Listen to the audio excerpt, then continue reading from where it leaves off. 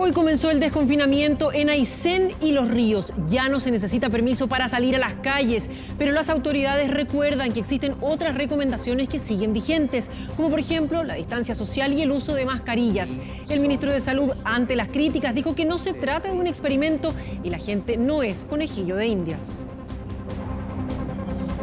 Denuncian a Pastor por maltratos a sus fieles y realizar cultos durante la cuarentena en Maipú y La Granja.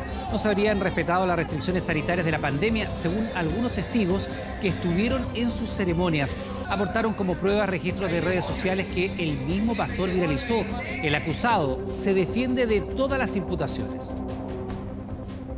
Que ustedes a lo malo le llaman bueno y a lo bueno le llaman malo. Eso es lo que pasa con ustedes. Ustedes tienen que arrepentirse. Tienen que arrepentirse, o si no saben que hay un infierno que lo está esperando a ustedes si no se arrepienten. Y a todas esas personas que están mirando que no creen en Dios. ¿Entiendes? Así que eso nomás les digo, Dios les bendiga. ¿Ya? Chaito. Inundaciones alcanzaron niveles históricos en China. Fueron calificadas como las más devastadoras y mortales de los últimos 50 años. Hay más de 40 millones de personas afectadas, 29.000 hogares destruidos y se reportan hasta el momento 141 víctimas fatales. Gobierno autoriza el regreso a los entrenamientos para deportistas de alto rendimiento. El fútbol y el resto de las disciplinas podrán volver a partir de este jueves. Además, Pellegrini fue presentado en el Real Betis y en Italia, Alexis brilló en triunfo con el Inter. Esto y más luego en 24 Horas Deportes.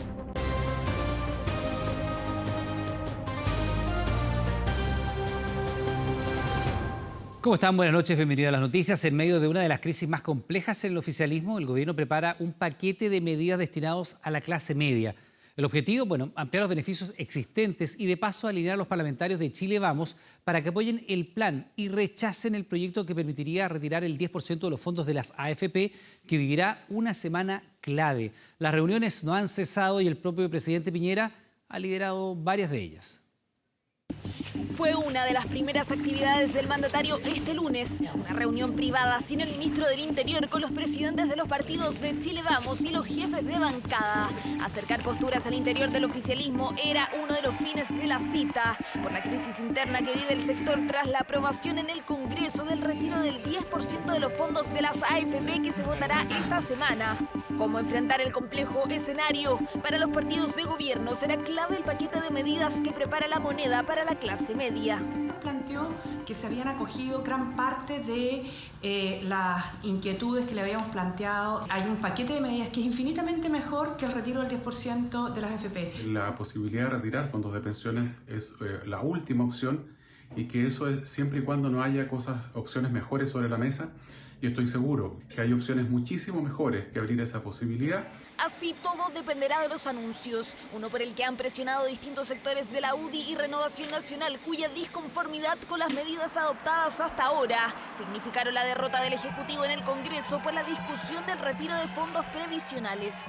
Nosotros pensamos que el populismo había llegado a ciertos grupos de izquierda y vemos lamentablemente que al parecer en algunos sectores de nuestra coalición también el populismo ha empezado a coquetear. Y eso tenemos que cortarlo de plano y de raíz. Jefe de gabinete que acusó populismo en su sector tras la votación del pasado miércoles y que ha recibido críticas de la UDI por su conducción política. El paquete de medidas para la clase media será fundamental para alinearlos. Es un proyecto de protección de nuestra clase media que finalmente no obligue a las personas a tener que pensar que deben ocupar sus ahorros para paliar la crisis. Tenemos que entregar las herramientas para que podamos proteger el mañana, esas pensiones. Durante la tarde las reuniones continuaron en el Ministerio de Hacienda entre los senadores UDI que se han mostrado indecisos y el ministro Briones. Votos que serán fundamentales si el proyecto que permite el retiro del 10% de los fondos de las AFP llega al Senado, porque ahí se requieren 26 votos y la oposición, que ya se cuadró con la iniciativa, tiene 24 asegurados.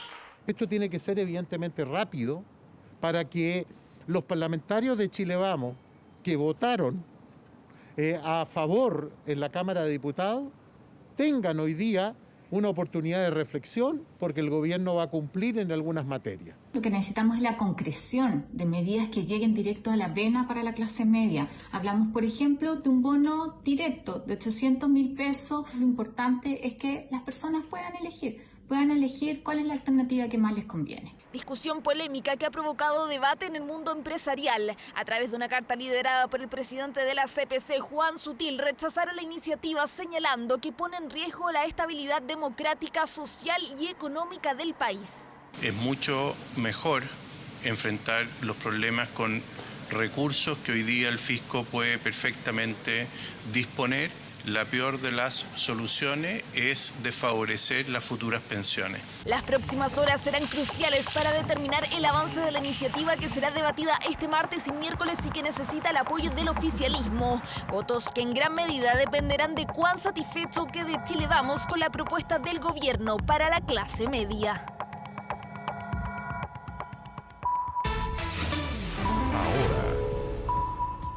Bueno, ha sido así una jornada cargada de reuniones en el Ministerio de Hacienda, también en el Palacio de la Moneda. Vamos de inmediato hasta la sede de gobierno para saber si continúan los encuentros y si avanza o no este plan para la clase media. Pamela Araya con los detalles. Pamela, ¿qué tal? Buenas noches.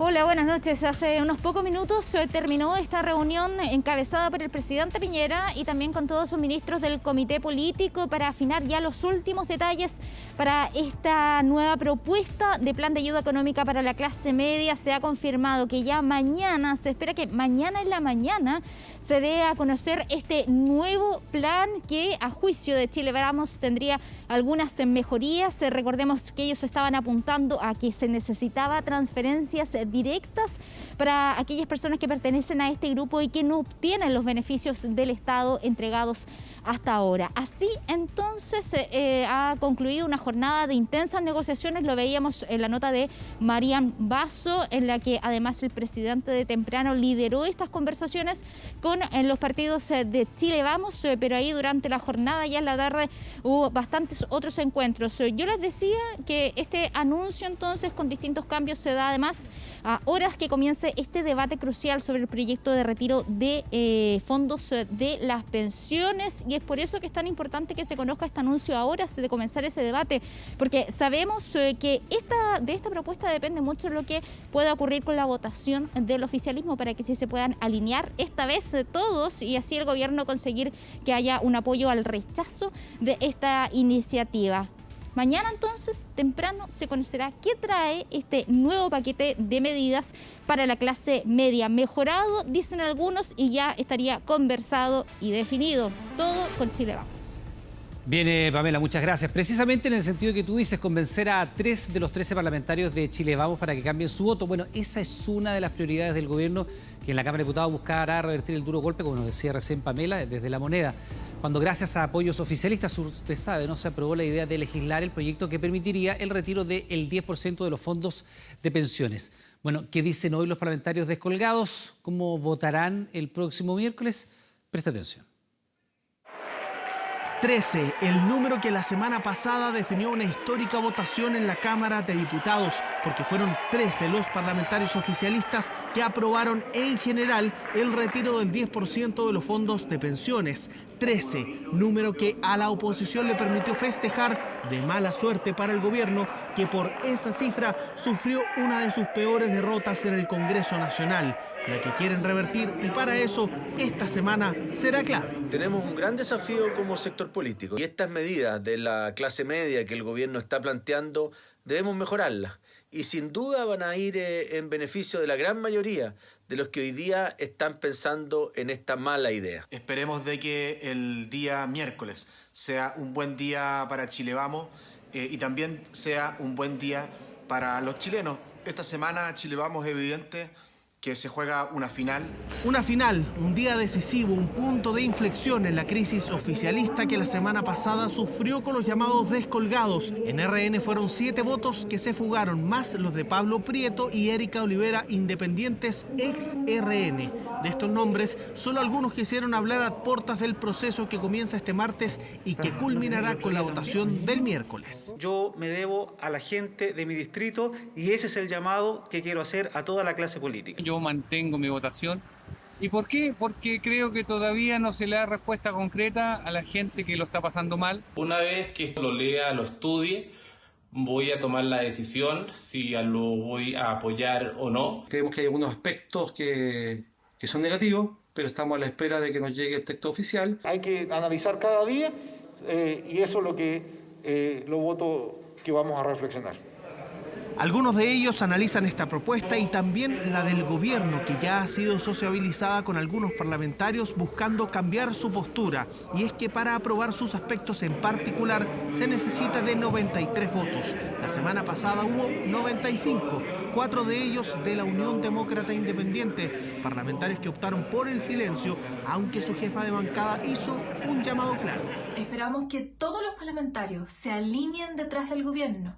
Se escuchó, se entendió y se perfeccionó la propuesta.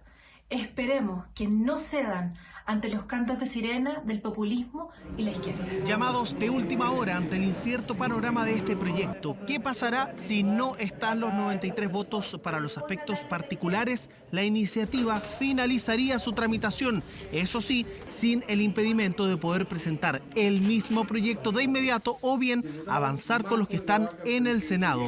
Discusión sobre el retiro de los fondos de las AFP. Oficialismo que vive días clave no solo para alinear a los suyos, también para lograr un respiro en una de las crisis más importantes de su historia.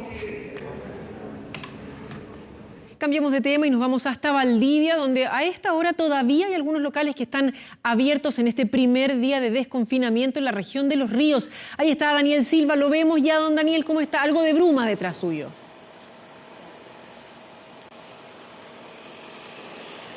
Así es, Carola, muy buenas noches también Iván Núñez. Podemos ver imágenes en vivo y en directo hasta ahora en el corazón de Valdivia, en las calles Pérez Rosales junto con Maipú. En esta intersección donde cae la bruma y vemos cómo comienzan a cerrar recién a esta hora, en una jornada extensa, un poco más larga de lo común, uno de los locales más icónicos de este lugar, el Café de Luis, que abrió muy temprano a las 8 de la mañana, comenzó a operar marcando el inicio de una jornada de desconfinamiento.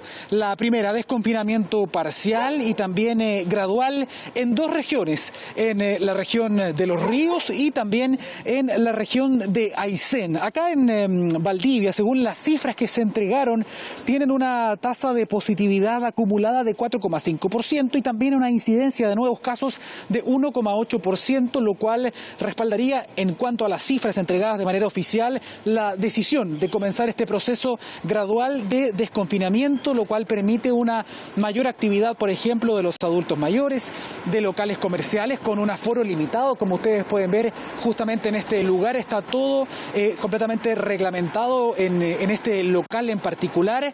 ¿Cómo fue la realidad? ¿Cómo fue la experiencia de este desconfinamiento acá en la ciudad de Valdivia? Lo vemos en la nota preparada por Josefa Iturriaga. Fue el primero en abrir. Antes de las 8 de la mañana estaba ahí el personal listo y dispuesto para atender a los clientes que desde marzo no podían entrar, ni menos sentarse en esta céntrica cafetería. De marzo, que bueno, yo soy fanática del café y igual le echaba de menos.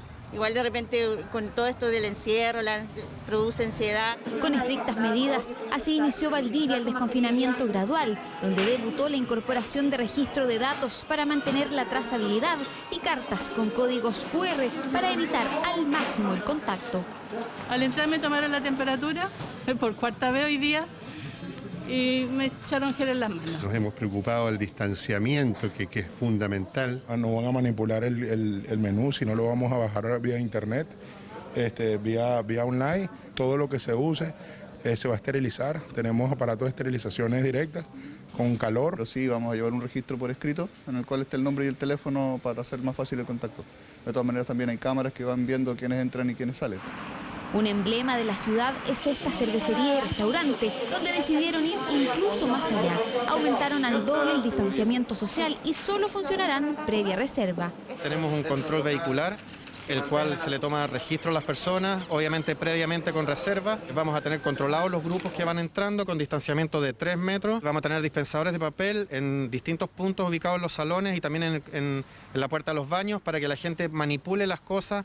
Los Ríos registra solo 3 nuevos casos de coronavirus, pero el riesgo aún está ahí y el público prefiere ser cauto. Me iría un café. ¿Por qué no? Porque hay que ser responsable. Pienso que todavía no estamos en condiciones para estar disfrutando un café. ¿Me da miedo? No. Prefiero quedarme en la casa. El miedo a un rebrote obliga a ser todavía más estrictos y anuncian intensas fiscalizaciones, proceso que no ha estado exento de críticas. Preocupa, por ejemplo, la medida que permite que mayores de 75 años puedan salir a caminar durante 1 hora. Estar muy encerrados, como se estresan un poco. Porque tenemos que tarde o temprano hacer la inmunidad. Y tenemos que resguardarnos entre todos. Sí tengo que hacer un llamado, por ejemplo, al adulto mayor, que trate de mantenerse igual en sus casas. Aquí la pandemia no ha terminado, el virus sigue. No es un experimento y obviamente que si es necesario y las variables sanitarias se hacen negativas o obtenemos resultados negativos, daremos marcha atrás. Esto no es un experimento, ni son conejillos de indias. Reapertura paulatina que en su primera jornada no sumó gimnasios ni cines. Solo algunas cafeterías y restaurantes abrieron sus puertas a la espera de revertir la dura crisis por la que atraviesan. Una etapa que podría marcar un precedente y dar el vamos para que otras regiones se sumen al desconfinamiento.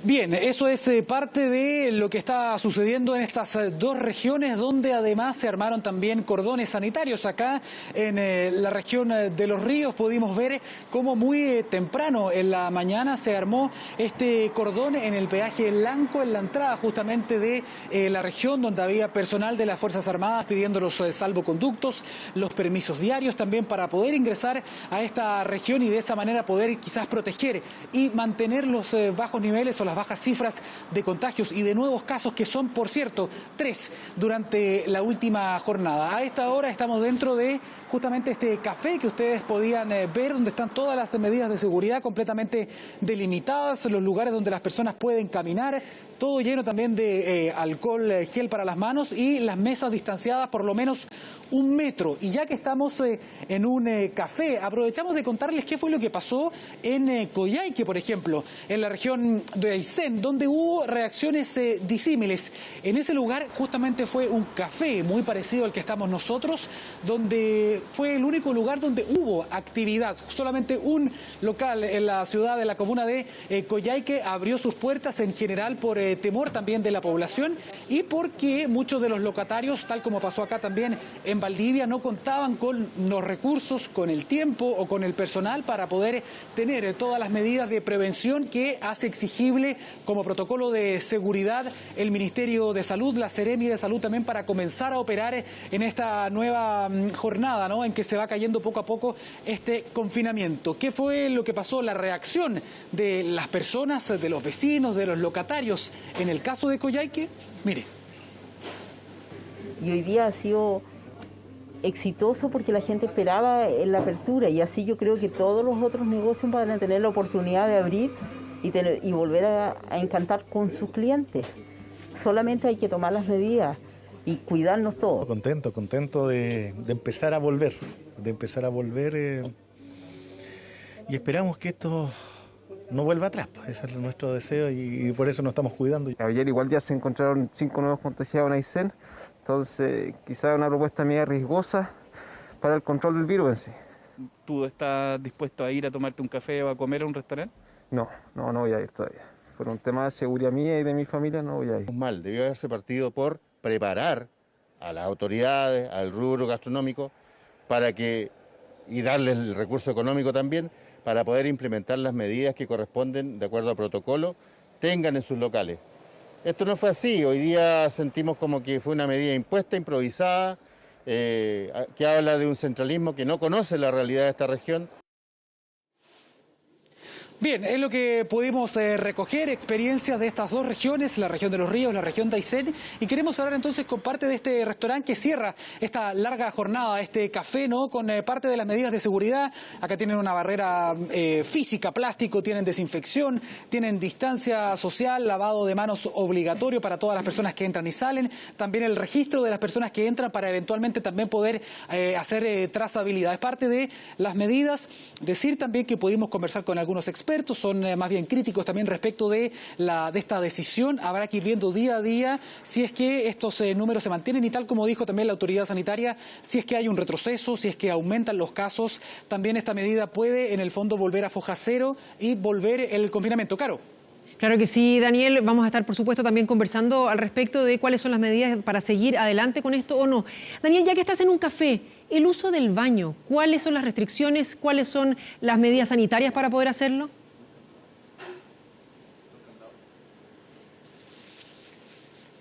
Mira, no te voy a responder yo fui al baño, evidentemente había alcohol gel, también había, para secarse las manos había un secador también, pero mira, venga para acá. Estamos acá con uno de los representantes de este local, don Luis, ¿no? Luis, ¿su apellido? Luis Águila. Luis, me preguntan justamente desde el estudio cuáles son, por ejemplo, las recomendaciones o el protocolo de uso del baño, por ejemplo, para los clientes. ¿Qué se le dice a usted a los clientes cuando van al baño? A ver, el cliente puede sacarse la mascarilla mientras está sentado. ¿Ya? Al momento de transitar dentro del local debe volver a colocarse la mascarilla.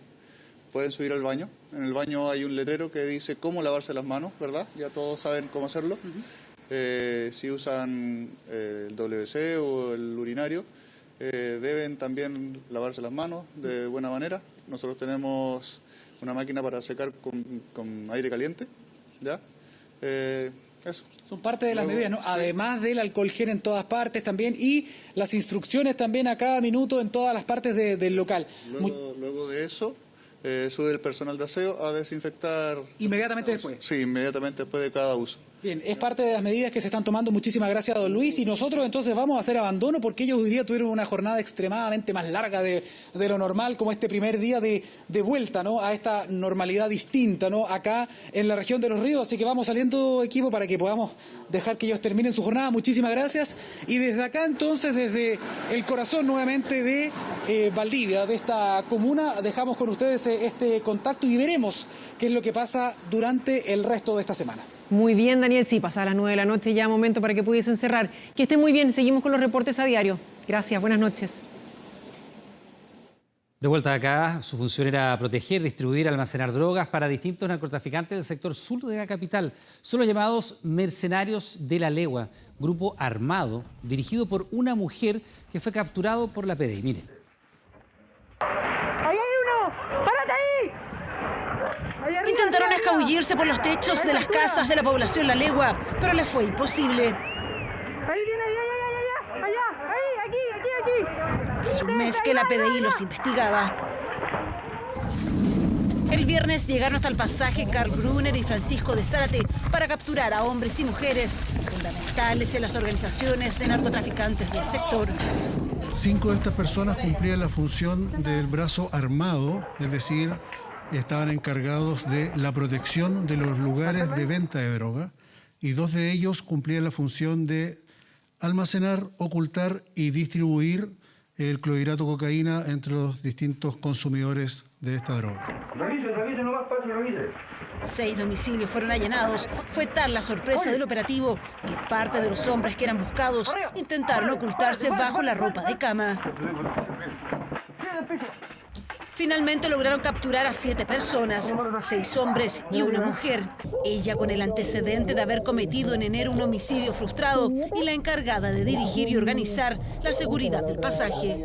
Estos 7 sujetos se encontraban vinculados tanto al delito de tráfico de drogas, tenencia de armas, como a otros delitos violentos que se han cometido durante el último tiempo en el sector sur de la región metropolitana. A ellos se les puede catalogar incluso como los mercenarios de la legua, ya que no trabajan para una organización específica, pero sí para las bandas rivales de los cochelos.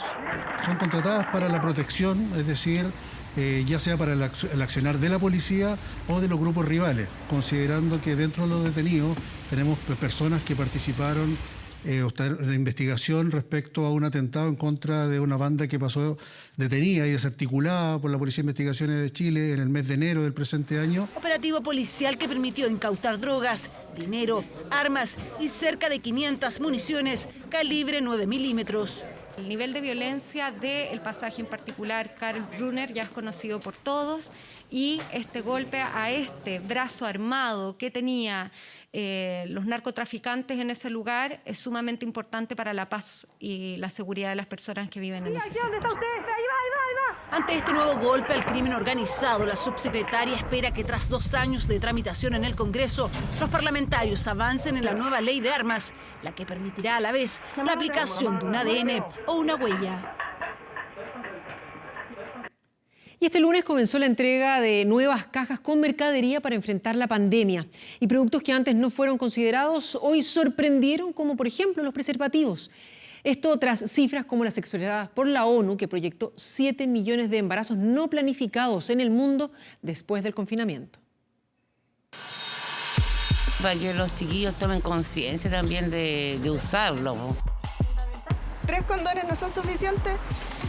No se puede hacer nada tampoco, pues, sin cuarentena. Eso también es parte de la salud.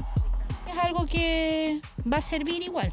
Es prácticamente la misma mercadería repartida en la primera entrega de cajas, pero ahora fueron sumados otros productos. Estos son preservativos. Sí. Bueno, es práctico, digamos, para quienes, cierto, lo usan. Que es lo mismo que se entrega en los consultorios, pero no se está entregando y por lo tanto estamos llevando estos elementos que se pueden distribuir de mejor manera a las casas. Esta es la segunda caja que recibe Paz. Dice que se sorprendió con los 3 preservativos, pero también con las 16 toallas higiénicas y un pequeño manual de educación sexual.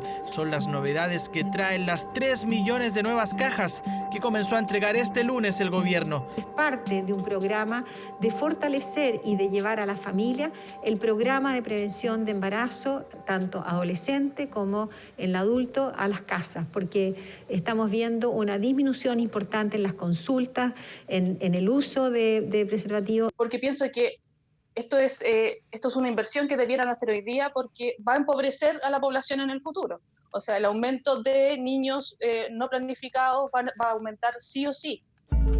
Enumerar los problemas que trae la pandemia parece imposible. Algunos ya se ven, otros se apreciarán pronto. La ONU estima que el mundo podría sumar unos 7 millones de embarazos no planificados. El 35% de estos embarazos no planificados, también en cifra de la UNFPA, van a ser en América Latina. Preservativos poco para una familia. El consumo por encuentro sexual debiera ser de 3, alrededor de 2 o 3 preservativos. Vimos en los casos que estuvimos trabajando que en definitiva existía una barrera de acceso a los métodos de anticoncepción. Y también habían problemas con la entrega de los remedios. Imagínate, la mujer no podía conseguir la anticonceptiva, las pastillas o inyectarse. Los preservativos y otros métodos de cuidado sexual se siguen entregando en los consultorios, pero desde marzo, cuando tímidamente la pandemia se asomó por Chile, la demanda comenzó a bajar. La gente está evitando ir precisamente porque si no se contagia. Entonces es como todo muy contraproducente. Yo pienso que el MinSal debiera tener un plan de acción para esto y llevar a las casas o a las zonas el control más fino del uso de anticonceptivos y de preservativos más detallado. Embarazos no planificados y enfermedades sexuales, 2 problemas asociados a una pandemia que golpea por todos lados. Bueno, hoy hay más de 7.000 víctimas del COVID-19 en Chile, 20 veces más de lo que había hace 2 meses, cuando se anunció la cuarentena total para el Gran Santiago. Semanas de encierro que han dejado huellas en las familias, adultos y niños, que especialmente en la región metropolitana ven lejos todavía la opción del desconfinamiento. ¿Cómo se han vivido estos días de restricciones? Lo vemos en el siguiente informe.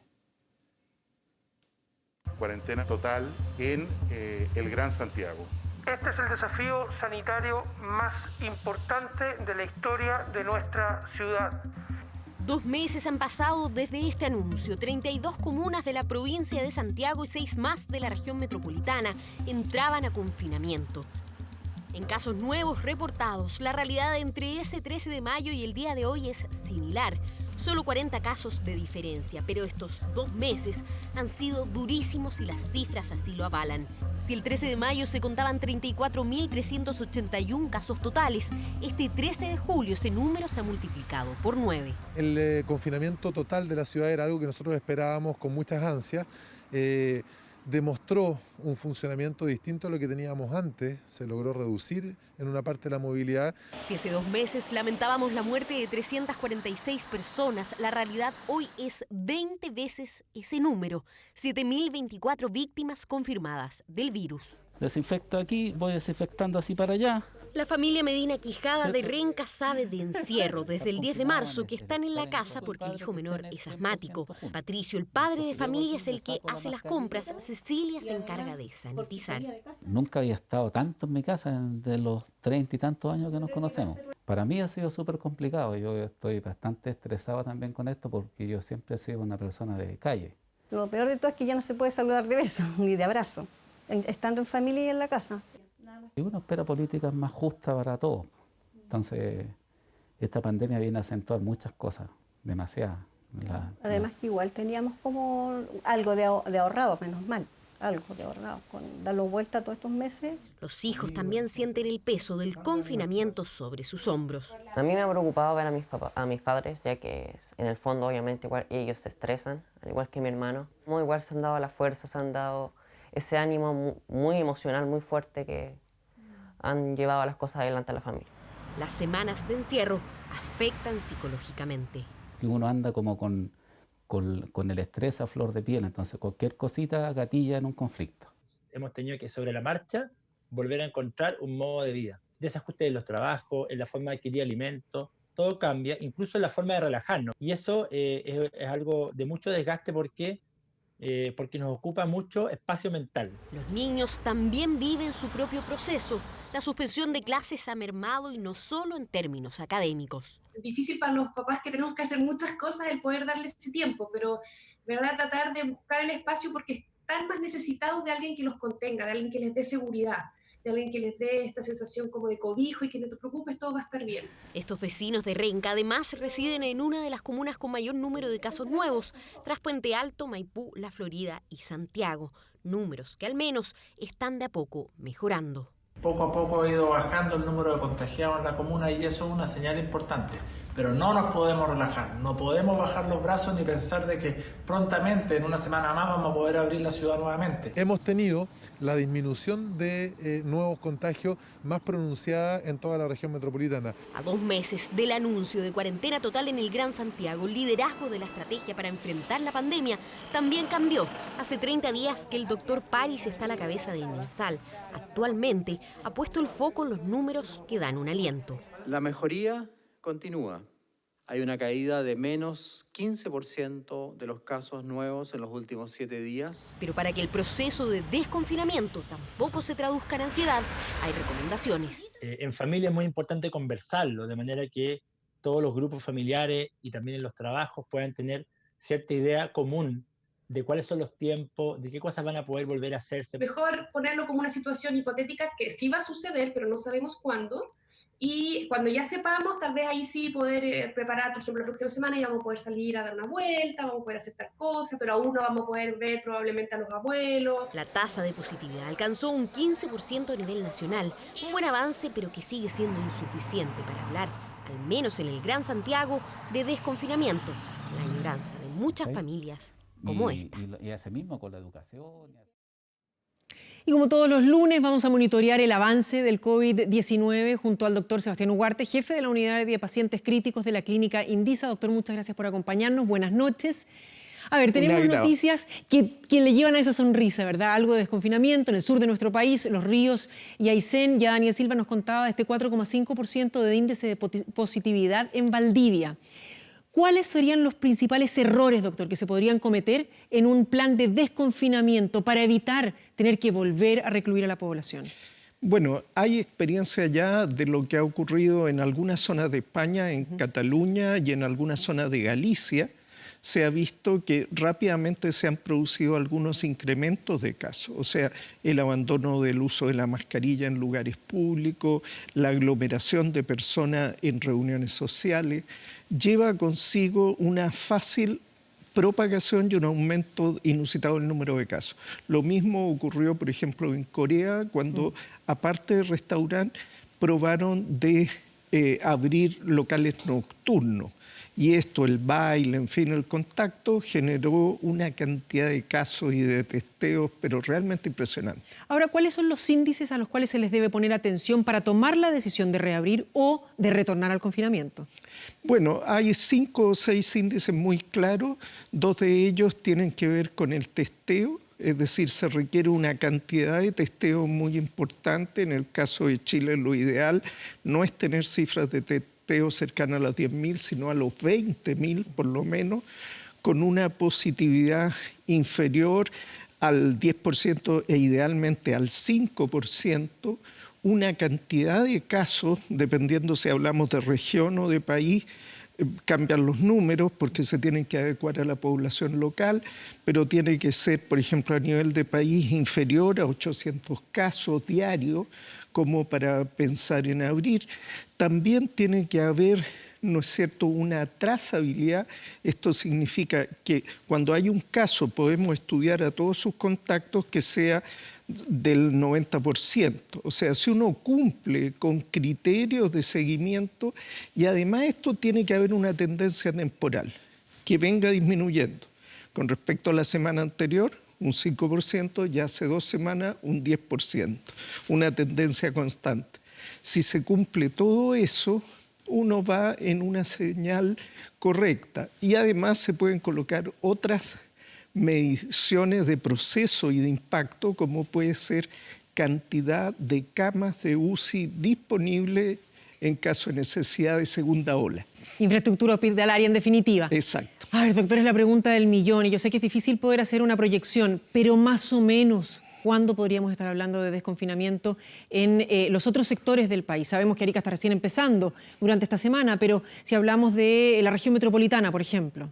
La región metropolitana no es la primera candidata para desconfinarse, no debería ser planteado por ningún motivo dentro de este mes, ni probablemente la primera quincena del próximo por ningún motivo. Hay otras regiones que podrían alcanzar antes todos estos indicadores. Y si esto funciona bien en otras regiones, probablemente va a llegar el momento de la región metropolitana. ¿Qué es lo clave? Que se abra y una vez abierto sigan bajando los casos. Lo peor que puede ocurrir es que uno abra y rebroten los casos porque perdimos el tiempo y hay que empezar todo de nuevo. Cuando usted hablaba recién, doctor, de la trazabilidad, de ver quiénes están contagiados, poder seguir a los contactos estrechos, está este visor territorial que comenzó a estar disponible para toda la población durante la semana pasada, el viernes, hoy para dispositivos móviles. ¿Cuán importante es saber que en el lugar donde yo estoy rodeada de casos que son potenciales o ya positivos, contagiados? ¿Y cuáles son las medidas extra que debería tomar? Si está mi vecino contagiado, por ejemplo. Bueno, la verdad es que es importante contar con esta información para que uno, de manera adulta y responsable, pueda tomar las precauciones en base a información y a retroalimentación de lo que ocurre. Por otra parte, es importante que los diferentes actores ciudadanos, tanto autoridades como de la sociedad civil, puedan ver transparentemente la información y de esa manera contribuir a que esta transparencia de información favorezca una actitud cívica y ciudadana más comprometida con el control de la epidemia. Doctor, cuando usted hablaba recién en el ejemplo de Cataluña, vimos que hubo eventos deportivos en los cuales había barras completas celebrando. Sabemos que durante esta jornada se abrió este permiso único colectivo para deportistas y deportistas de alto rendimiento.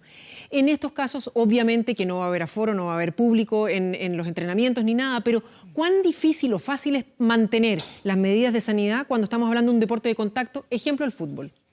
Desde luego, mantener el aislamiento físico en un deporte que tiene contacto es prácticamente imposible. Lo que se está buscando en este caso es mantener la preparación física y el entrenamiento, el que sí se puede mantener con cierto distanciamiento si el equipo técnico encargado cumple con las disposiciones. O sea, puede haber un equipo de fútbol reunido en una cancha que tiene una cantidad de metros cuadrados que permite un entrenamiento, pero el tipo de entrenamiento y preparación física debe hacerse con cierto distanciamiento. Es la etapa previa para preparar a todos estos deportistas de alto rendimiento para una segunda etapa donde ya va a haber competencia. ¿Qué pasa con otras disciplinas? Por ejemplo, el básquetbol, que se tiene que practicar generalmente en un recinto cerrado, o la natación, que están en una piscina, comparten el agua. Desde luego, hay deportes que al momento de practicarse van a tener un contacto más estrecho. Si uno ve lo que ocurrió en Los Ríos y en Aysén, las consideraciones de cantidad de gente que podía haber en un gimnasio parecían muy alentadoras, pero al momento de aplicarlos vieron que tenían que tener cierto distanciamiento. Del mismo modo, en el deporte de alto rendimiento y los futbolistas profesionales, esta etapa es de preparación. Todavía no se ha autorizado la competencia, donde sí hay un contacto mucho más cercano. Eso también se va a poder, pero probablemente en un tiempo más. Consideremos que un deportista de alto rendimiento o un futbolista que se enferme y contagie a todo un equipo podría tener consecuencias muy importantes para cualquier club deportivo. Doctor, y cuando hablamos del norte de nuestro país, empieza el confinamiento mañana, pero hoy se ha visto gran cantidad de aglomeraciones, por ejemplo en Arica, tratando de conseguir víveres para las personas que ya desde mañana en la noche tienen que permanecer en cuarentena. La situación del norte del país es preocupante, ha habido gran cantidad de casos, ha habido en diferentes regiones, recordemos Antofagasta, Calama, ahora Arica, Tarapacá, fue en un momento de gran preocupación y por lo tanto resultaba necesario hacer medidas de restricción de desplazamiento. Por desgracia, la gente tiende a hacer esta acumulación de sus compras justo previamente al inicio y lo hacen todo en el mismo momento. Pero asumiendo ese costo que implica la medida, confiamos en que en los días que vienen esto contribuya a ralentizar la propagación del virus en la primera región del país. Doctor Ugarte, muchísimas gracias por su conversación, por sus consejos, por su mirada respecto de lo que está ocurriendo. No, encantado, muchas gracias. Buenas noches. Iván, seguimos contigo. Claro, y con una noticia que lamentablemente es muy triste. Fíjese que 2 adultos mayores fueron encontrados sin vida al interior de su hogar en Las Condes. Se presume que habrían fallecido hace al menos un mes sin que nadie se percatara de su ausencia. No tenían familiares, tampoco tenían redes de apoyo. Será un test PCR el cual va a determinar si la muerte fue o no producto del coronavirus. En el antejardín de esta casa en Las Condes aún permanecen los vehículos de María y Francisco, 2 hermanos que habitaban esta vivienda.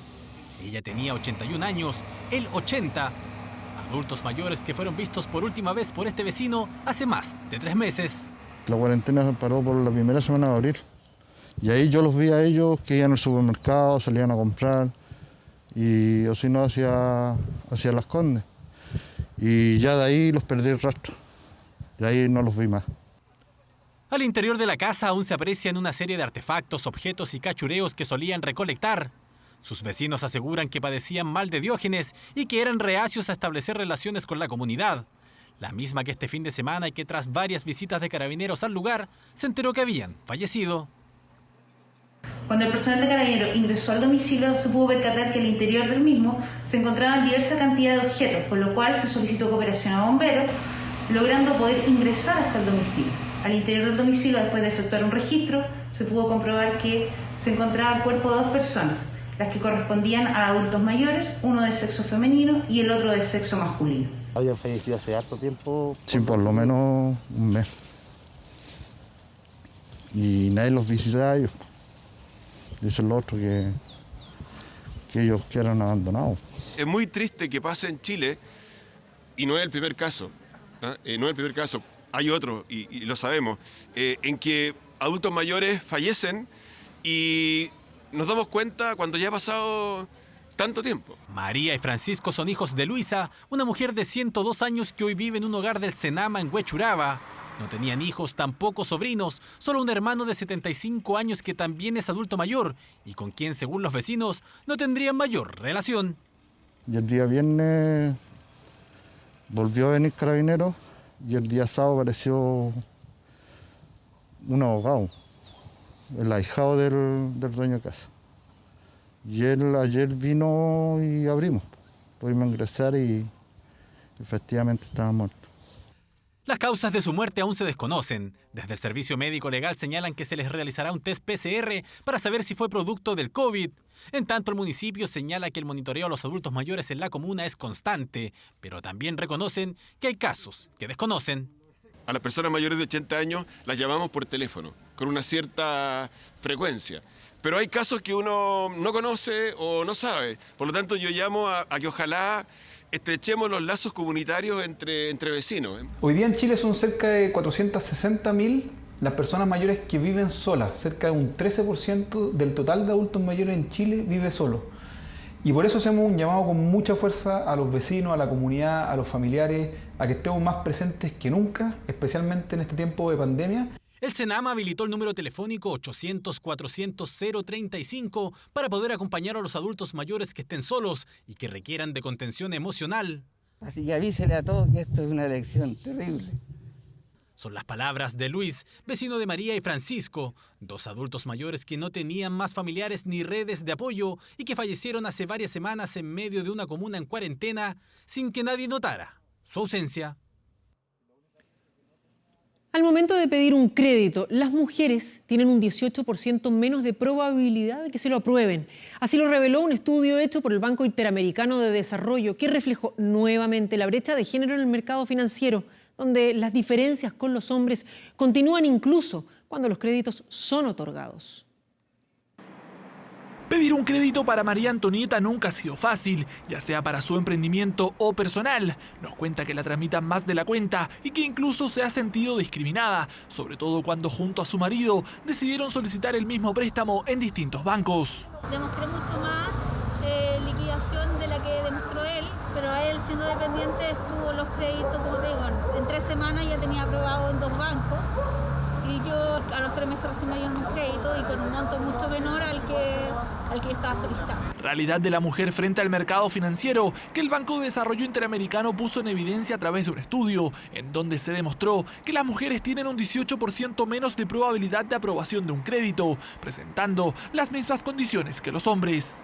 Ponen cualquier barrera para obtener un crédito. Esto debe cambiar, las condiciones deben ser iguales, las oportunidades deben ser exactamente iguales y los requisitos exactamente iguales. Experimento de la Organización Financiera Internacional en Chile, que contactó a 404 personas entre 25 a 35 años. Cada una hizo 4 solicitudes de un crédito en los principales bancos. De esa forma, resultaron 1.616 requerimientos. Se trató de créditos desde 1.185.000 pesos hasta 10.600.000 pesos. Con plazos de hasta 60 meses, mismos préstamos para ambos géneros, que sin embargo no tuvieron la misma respuesta. El propio estudio revela que a más ejecutivos hombres, mayor es la discriminación a las mujeres. Puede que haya una percepción de riesgo mayor, fundamentalmente por menores niveles de ingreso, que lo más probable es que también la percepción de parte de las instituciones financieras esté siendo a que perciben que les va a ser relativamente más difícil también la reinserción laboral a las mujeres que a los hombres. Y la diferencia no es solo en las aprobaciones de préstamos. Según cifras de Chile Deudas, las mujeres en promedio pagan más intereses que los hombres y reciben un 30% menos en montos por crédito.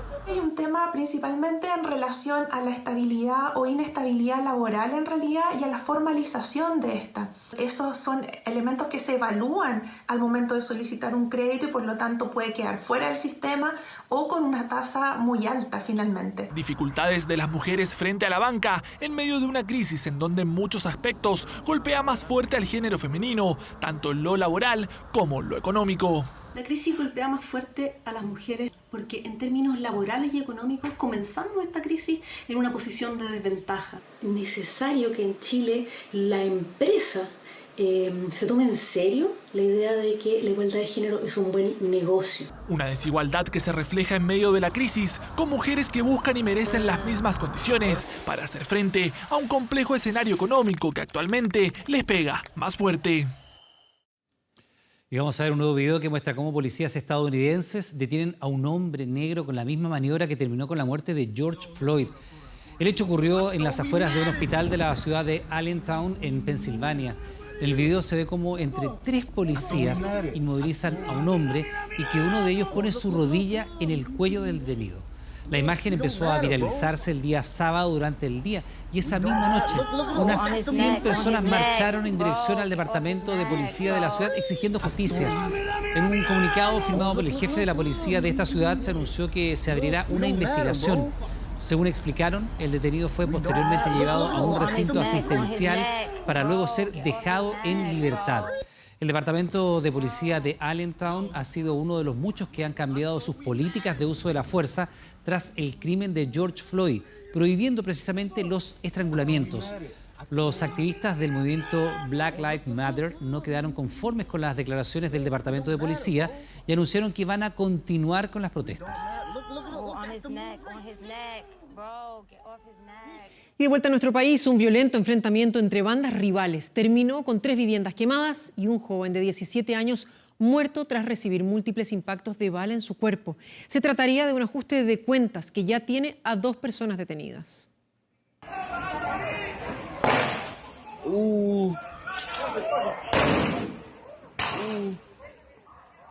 Resonaron profundo en el silencio de la noche enfrentamiento a balazos que desató el pavor de los vecinos de la Villa 250 años. Incidentes que se prolongaron por varios minutos hasta que a solo metros del lugar se originó un enorme incendio. 3 viviendas fueron consumidas por las llamas. Desen cuenta, Carabineros está a la entrada de la población, no hacen nada, bomberos no se dirigen al lugar por zona de peligro. De mucha tensión, sobre todo de los vecinos, porque se sentían muchos disparos, mucho movimiento de autos, qué sé yo, volvían a haber disparos. Se produjo el incendio en una casa de 2 pisos. Posteriormente, la verdad que en ese momento ya la gente estaba llamando de que se estaba produciendo un incendio en esta villa. Según Carabineros, se trataría de un ajuste de cuentas. Se investiga si ambos hechos están vinculados. La balacera dejó 2 heridos y un tercer joven menor de edad que llegó fallecido al hospital. Tenía 38 impactos en su cuerpo.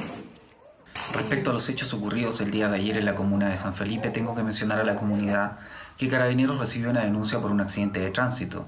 Cuando llegan al lugar, se encuentran con 2 personas heridas a bala. Son trasladadas al hospital para constatar sus lesiones, donde el médico de turno informa que había llegado una persona que se encontraba fallecida con 38 impactos de bala en su cuerpo. Producto de esto mismo hecho, posteriormente en el sector Las 4 Villas se produjo 2 incendios de casas completas que están vinculados al procedimiento que poco más sería un ajuste de cuenta entre bandas. No se conoce para este caso aún quién es específicamente el autor del homicidio, pero ya se maneja una línea investigativa bastante sólida por parte de la Policía de Investigación. Si el incendio fue en venganza o para encubrir algún delito, está siendo investigado por el Ministerio Público. El Juzgado de Garantía de San Felipe amplió la detención de los 2 involucrados en el homicidio del adolescente hasta el día jueves a las 11 de la mañana. Enfrentamientos entre bandas rivales que mantienen atemorizados a los vecinos de San Felipe y que cobraron la vida de un menor de 17 años, además de dejar 3 viviendas reducidas a cenizas. Noche fuera de control. Esa es la inquietante conclusión de las autoridades británicas tras la primera semana de reapertura en bares y discotecas en el país. La tónica de los festejos fue la ausencia de las mascarillas, la inexistencia de la distancia social. El primer ministro Boris Johnson ya anunció que analiza un endurecimiento de las medidas. Este ha sido el ambiente que se ha repetido durante los últimos 7 días en las calles de Inglaterra. Noches de festejos extremos protagonizadas por miles de británicos cuyo confinamiento por la pandemia llegó a su fin. La reapertura en los pubs y discos en gran parte del Reino Unido, después de 3 meses de cuarentena, provocó desmanes en varios puntos del territorio y puso en alerta a las autoridades por el temor a un rebrote del virus. Tras extensas jornadas de fiestas, las principales avenidas y parques de Londres están volviendo a despertar repletas de basura. Mientras un grupo de británicos celebra la reapertura, otro llama a las personas a divertirse pero con moderación. Entiendo que la gente necesite salir, pero hay que cuidar el cómo lo hacen. Deberían salir, tomar algo, ir a un restaurante e irse a la casa. No se trata de volverse locos y salir toda la noche. Necesitamos un tipo de balance. Entre las medidas que rigen para la nueva normalidad está la orden de utilizar mascarillas en lugares abiertos y públicos. Sin embargo, las autoridades, alertadas por las fiestas y un repunte de casos en una pequeña localidad, informaron que analizarán endurecer las medidas. Creo que es importante cubrirse la cara en las tiendas. Si vas a estar en un lugar cerrado y quieres proteger a otras personas y también protegerte a ti, debes taparte la cara. Sobre si lo hacemos una obligación o no, vamos a estar analizándolo durante los próximos días. El Reino Unido no es el único territorio que debe balancear la reapertura con el temido rebrote de casos. Cataluña, en España, también puso fin al confinamiento y desde entonces ha visto una peligrosa cantidad de personas que sin los implementos de higiene necesarios han repletado las calles y sobre todo las playas durante este verano. Ante un repunte de casos en la zona, autoridades locales decidieron poner nuevamente a 200.000 personas en cuarentena. Sin embargo, un tribunal rechazó la medida, generando molestia en el líder catalán. Nosotros manifestamos que no estamos de acuerdo con esta decisión judicial, que no la aceptamos.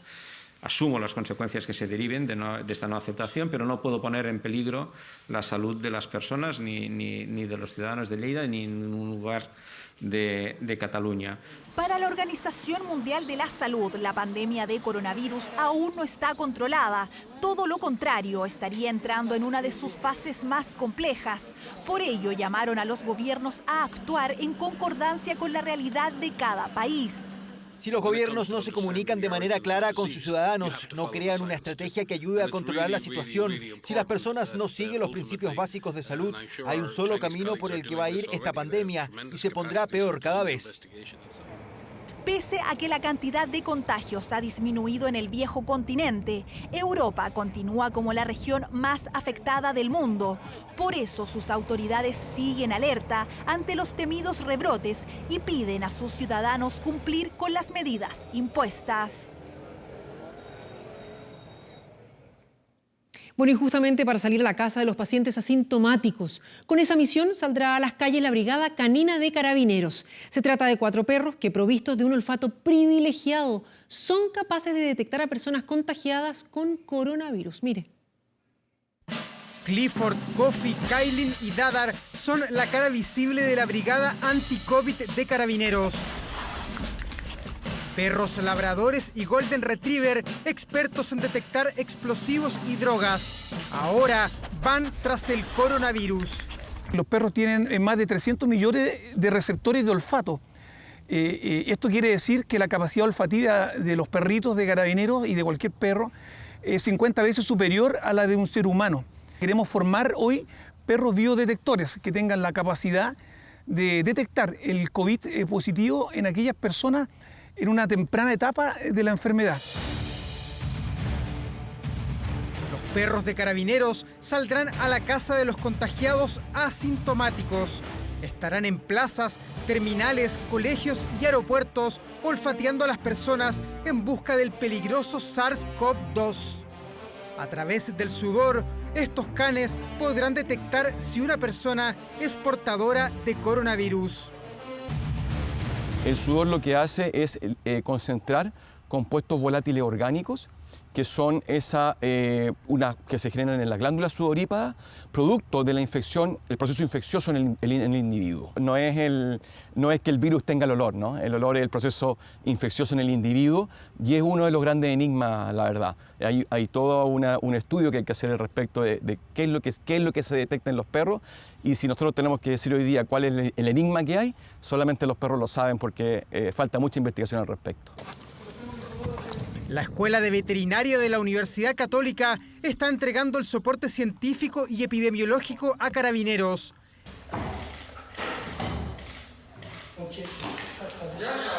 La idea nació hace unas semanas luego de verificar casos exitosos en Finlandia, Emiratos Árabes y sobre todo en Francia, donde el contacto con científicos galos ha sido determinante. Para obtener el sudor de los pacientes con coronavirus, tuvimos que pedirle a los hospitales que nos traigan las muestras. A través de un video les enseñamos cómo colocarse el hisopo bajo la axila y esperar 10 minutos para captar el olor con el que entrenan los perros. Hemos tenido ya varias reuniones con este científico a través de Zoom, que nos ha contado su experiencia, su primera etapa, y cómo pudieron ellos hoy ya materializar este proyecto y contarnos que ya hay países en Europa que cuentan con perros biodetectores. Los perros y su olfato inigualable son un aliado estrecho en las nuevas técnicas de detección. Son capaces incluso de olfatear células cancerígenas. El perro tiene la capacidad de detectar a través de la orina personas positivas. El cáncer a la mama en las personas, en las mujeres también, el cáncer al colon, el cáncer al hígado, en fin, hay una enormidad de cuadros hoy día oncológicos, tumorales, en los cuales el perro está haciendo un gran aporte en el diagnóstico. En la parte de la enfermedad infecciosa, exactamente lo mismo, en todo lo que es el diagnóstico de tuberculosis. Se espera que a fines de agosto la Brigada Canina Anti-COVID esté en las calles. Y la idea es que otros perros reciban la misma inducción para ayudar a las autoridades sanitarias en el control de la pandemia. La actriz Kelly Preston, esposa de John Travolta, falleció a causa de cáncer de mama. Padecía hace 2 años de esta enfermedad.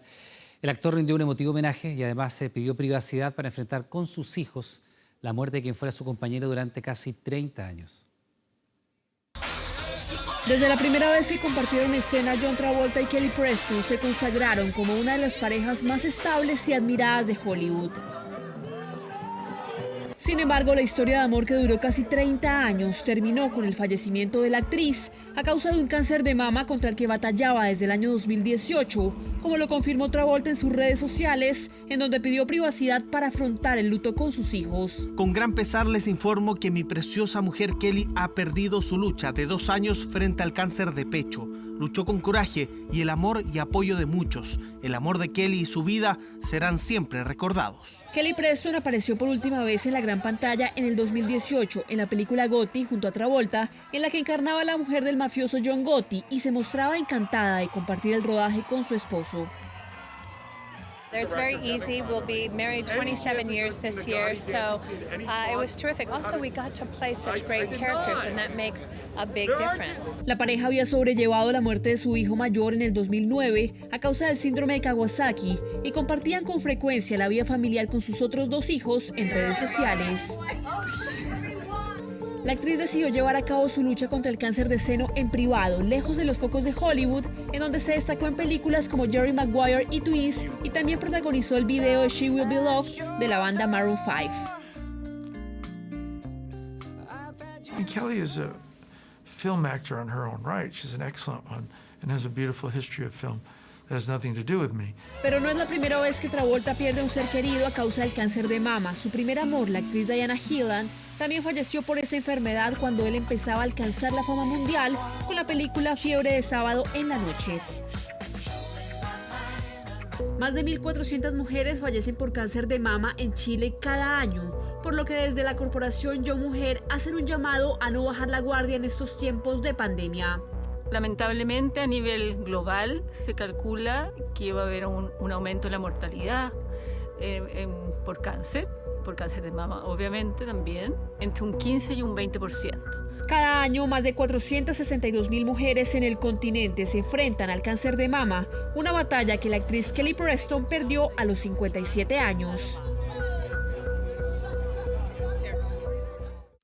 Y uno de los países que aprobó el retiro de parte de los ahorros previsionales para hacer frente a la emergencia económica es Perú. Una medida que ya provocó que 4 de cada 7 peruanos hicieran uso de la medida. Conversamos con las AFP de ese país y con economistas locales que nos dieron su opinión sobre un tema que también causó controversia. El debate en Perú comenzó en marzo. Hay gente que no tiene ni para comprarse una mascarilla, que te lo está haciendo con papel higiénico. Y estamos pensando en que si le da o no le da. La plata se va a quedar ahí, la gente se va a morir y se va a quedar la plata y los FF también se van a hundir. Millones de peruanos complicados con la situación económica pedían retirar parte de sus ahorros depositados en la AFP. Dijeron que hagan una solicitud para la AFP que le llegan a dar 25%. No estoy logrando y necesito mi dinero, porque tengo 3 hijos para ayudarlo y aparte tengo a mi madre que también me mantengo. El gobierno accedió a autorizar el retiro de hasta 2.000 soles, unos 450.000 pesos chilenos, con la condición de que el trabajador estuviera desempleado. Sin embargo, el Congreso peruano insistió en extender la medida y permitir el retiro de hasta el 25% de los fondos.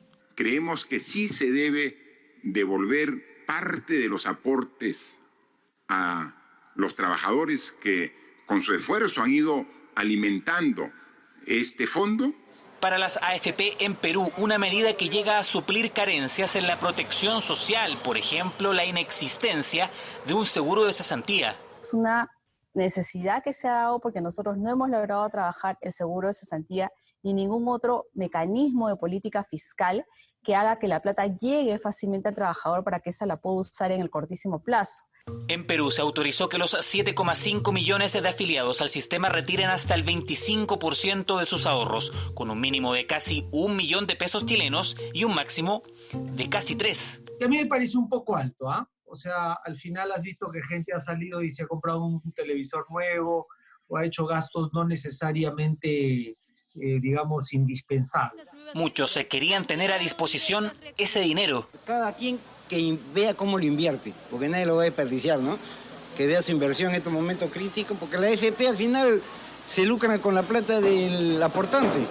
En total, 4 de cada 7 peruanos ya retiraron parte de sus ahorros previsionales, más de 5.700 millones de dólares, un 14% del total del fondo de pensiones en ese país. Es una medida muy negativa a largo plazo porque va a tener un impacto directo en la generación de pensión. Si lo que precisamente estamos tratando de construir es un sistema de pensiones para todos, con mejores pensiones, evidentemente el ahorro para la jubilación se tiene que cuidar. Una medida que causó controversia, pero que casi transversalmente se dice entender. No es ideal, no es lo óptimo. Estoy sacando plata del colchón, sacando plata de ahorro para mi vejez, pero las circunstancias son tan difíciles que se hace necesario usar alguito. Tampoco puedo estar sentado yo en plata y entre comillas pasando hambre, ¿no? Retiros sucesivos de los fondos en Perú, una respuesta a la necesidad económica donde todos coinciden se afectará y de forma importante a las futuras pensiones. Preocupación existe entre los vecinos y también en las autoridades por la realización de actividades masivas, reuniones familiares, incluso fiestas clandestinas, todo esto en la región de Coquimbo. Pese a que la zona no está en cuarentena, las actividades de este tipo, según expertos, siguen siendo un riesgo para la salud. Mire. A simple vista se trataba de una reunión familiar. Fuego, música y carne para la parrilla en un terreno de la Pampilla en Coquimbo. Pero para la autoridad, una infracción a las medidas de salud pública en contexto de la pandemia. Lugar reducido, poco distanciamiento, no todos portaban mascarillas. La noche del domingo, Carabineros suspendió este asado entre amigos. Aunque no era en toque de queda ni hay cuarentena en la región, sí existía riesgo de contagios. Fome, porque la verdad que la estábamos pasando súper entretenido con la familia y llegar Carabinero y llevarme a mí, se echa a perder todo lo lindo que se pasó en la tarde. ¿Qué es lo rescatable de esto? La denuncia de nuestros vecinos, el insumo que son capaces de entregar a las instituciones del Estado para poder controlar, fiscalizar y denunciar este tipo de situaciones. En esta la infracción fue evidente. La invitación garantizaba música, baile sin preocupaciones porque sería lejos de la ciudad para que nadie los molestara. En pleno toque de queda en el sector rural de La Serena, pero el ruido, las luces y la música alertó a los vecinos. Una denuncia anónima movilizó a las policías. El resultado, 36 personas detenidas, 5 formalizados, droga y alcohol decomisados en esta fiesta clandestina en el sector de Coquimbito. Hay contagio acá en el sector y no entienden. ¿Por qué si uno se cuida y la juventud sale? No, eso no. Después uno para lamentarse. Yo entiendo que todos queremos reunirnos, queremos pasarlo bien. Hace mucho tiempo que no estamos con nuestros familiares, pero quizás no es el momento oportuno. Y no tenemos las medidas sanitarias correspondientes. Puede ser algo muy particular, pero estamos poniendo en riesgo a las familias que están integrando ahí. Y es que con casi 5 meses de pandemia, muchos buscan la forma de sociabilizar, reunirse en familia o con amigos, en casa o al aire libre, pero hoy sigue siendo un riesgo que podría propagar el virus con o sin cuarentena obligatoria. Claramente estas representan un factor de riesgo, independiente que las personas no se encuentran en cuarentenas preventivas. Esto significa que al estarse reuniendo estas personas que desconocen cuál es su estatus con respecto al contagio o no de COVID, pudiesen ser potencialmente un paciente tiene la capacidad de infectar a 3 personas más y por lo tanto esto se vuelve exponencialmente un factor de riesgo. Actividades que se repiten incluso en zonas en cuarentena. Estos asados fueron grabados por vecinos de Nueva Aurora en Viña del Mar durante el día, pero fiscalizar pareciera difícil porque es justamente el límite con Valparaíso. Porque no debería ser, pues si estamos en cuarentena, no estamos jugando. Mal que la gente no respete lo que estamos haciendo cuarentena. Que la gente no cree, maestro. Sí, lamentablemente eso es lo que está sucediendo, que la gente es incrédula y solamente quiere pasarlo bien nada más.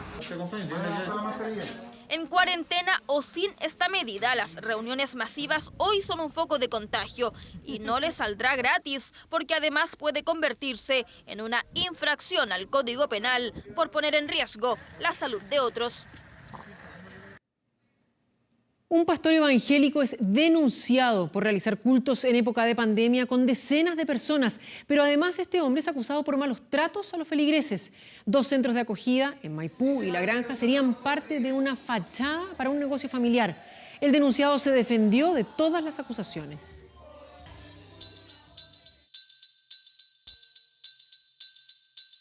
Otra vez un culto religioso en la polémica, nuevamente un pastor terco y un rebaño que desafían la pandemia, aunque esta historia va más allá. Tienen que arrepentirse, si no sabe que hay un infierno que lo está esperando a ustedes si no se arrepiente. Llegué allá, fue terrible, ¿no? O sea, yo te juro, vi al pastor y quise salir corriendo. Para mí fue ver al diablo. Un líder que sigue realizando reuniones religiosas en cuarentena, pero que además tiene varias acusaciones en su contra sobre abusos y maltratos.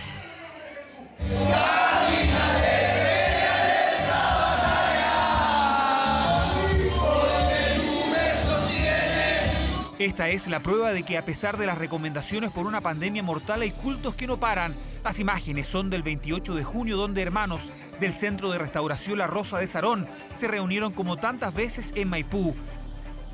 Decenas de personas que escuchan atentas al pastor Mario Velázquez.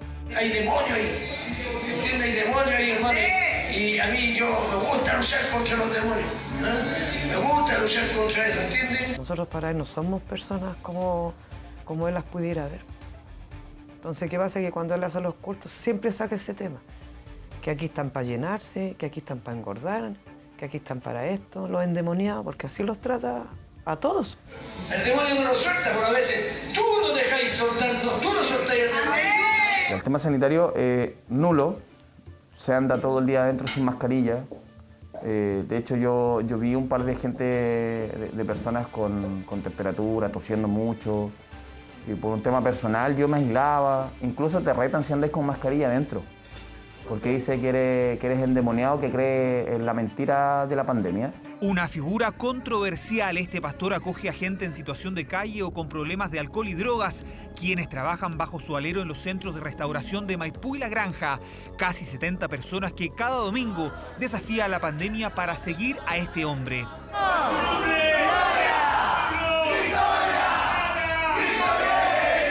Por ejemplo, nosotros hicimos unos devocionales, eso es lo que hacemos.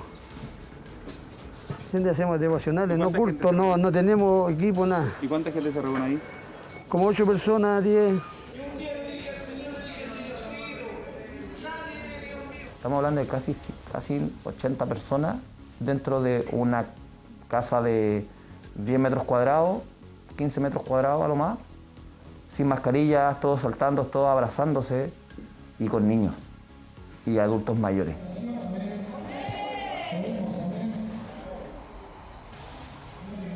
Este domingo la Seremi de Salud y la PDI interrumpieron el culto de Maipú con decenas de personas. Ninguno de los participantes tenía registros de COVID-19, pero abrieron un sumario sanitario por realizar un acto masivo en cuarentena.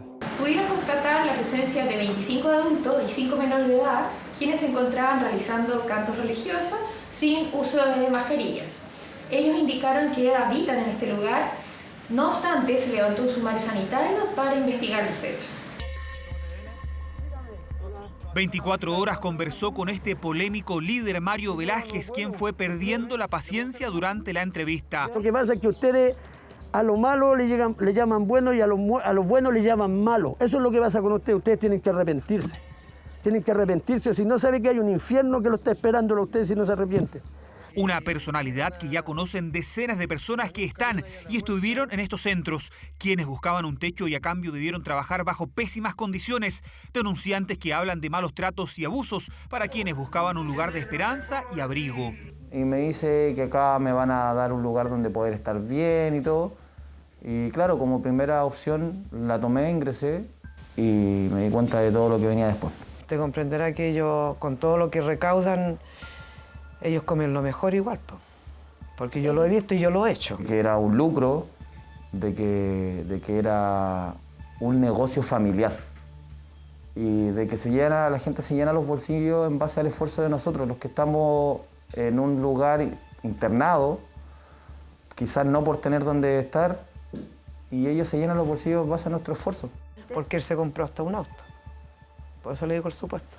Porque esa plata, ¿de dónde salió el auto? No tengo ni un 20 en el banco. Delante de Dios nunca he juntado plata. Si yo juntara 5.000 pesos de lo que yo recibo, yo tendría cantidad de plata, pero no lo hago. Donaciones, venta de pan y calcetines permiten mantener estos centros. Más que un lugar de acogida, es un régimen estricto donde todos deben aceptar las reglas. Quienes se salten estas conocen el lado más violento del pastor. Él si tiene que echar a una persona a la hora que sea, la va a echarla. El caballero se quedó viendo televisión más tarde de lo normal, porque el horario de televisión es hasta las 12 de la noche. Eran las 12:10 de la noche y sale el pastor airado, así como, oye, maldito perro endemoniado, porque él no ocupa garabato. Apaga la tele y pesca tus cosas y te vas. 12 de la noche, con tiempo de toque de queda, y ese caballero se supo que a los 2 días fallece de hipotermia. Yo a nadie he echado, ¿cómo voy a echar a alguien yo? A nadie he echado.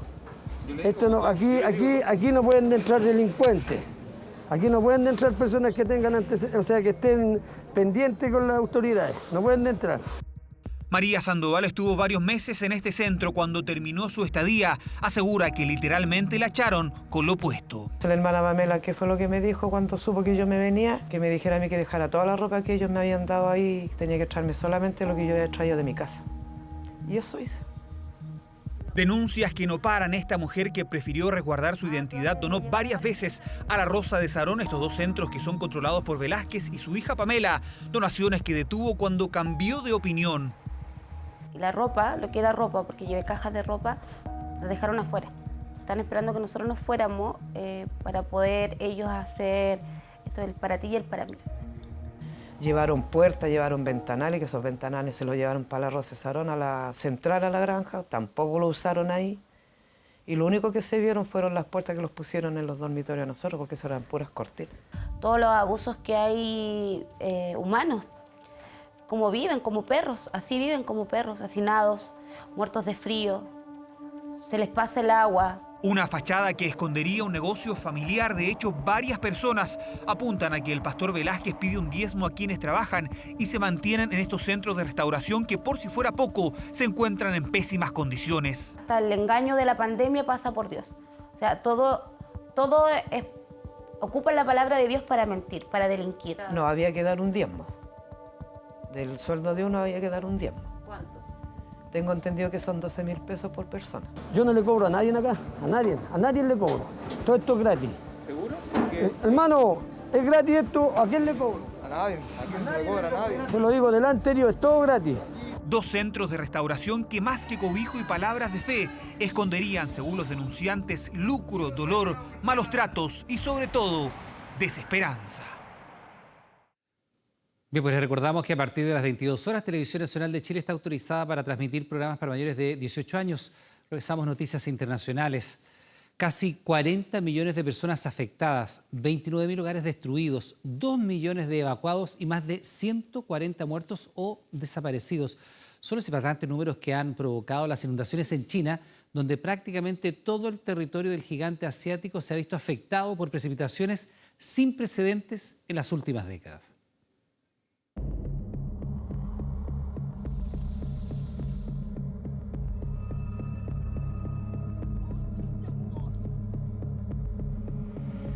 Inundaciones que alcanzan niveles históricos y amenazan con arrasar ciudades completas. Emergencia provocada por las precipitaciones más intensas de los últimos 50 años en China. Ríos y lagos se han desbordado, afectando 27 provincias y casi 40 millones de habitantes. Ya se contabilizan 28.000 casas destruidas y más de 2 millones de evacuados. Además, extensos territorios agrícolas se han visto afectados por el agua. Entre fines de julio y comienzos de agosto será el periodo crítico para el control de inundaciones. La situación en el río Yangtze y el lago Taiyú sigue siendo grave. Se estima que el frente de lluvia se moverá hacia el norte y en los ríos del norte es probable que veamos un diluvio. La autoridad china informó que 33 ríos han superado sus niveles históricos. Para enfrentar las inundaciones, soldados, bomberos y voluntarios han trabajado en la construcción de diques y terraplenes con el fin de contener el avance del agua. La patrulla de aviones no tripulados descubrió un colapso en la parte posterior del terraplén. Inmediatamente informamos a la sede de socorro para que se enviaran los materiales a tiempo y podamos reforzar el terraplén. El Poyang es el lago de agua dulce más grande de China y en las últimas horas su nivel aumentó sin precedentes. En esta provincia se decretaron medidas de tiempo de guerra para evitar un efecto que podría ser devastador. Mi especialidad era la ingeniería del agua, así que me tomo muy en serio el refuerzo del terraplén para proteger la aldea. Según el último balance, se reportan 141 víctimas entre fallecidos y desaparecidos. No solo nos enfocaremos en el control de inundaciones en el sur de China, también estaremos atentos a los principales peligros para guiar al norte en la lucha contra las inundaciones. Ante el pronóstico de nuevas lluvias torrenciales, se trabaja a toda máquina para no repetir el desolador panorama de 1998. Cuando las intensas precipitaciones provocaron la muerte de más de 4.000 personas.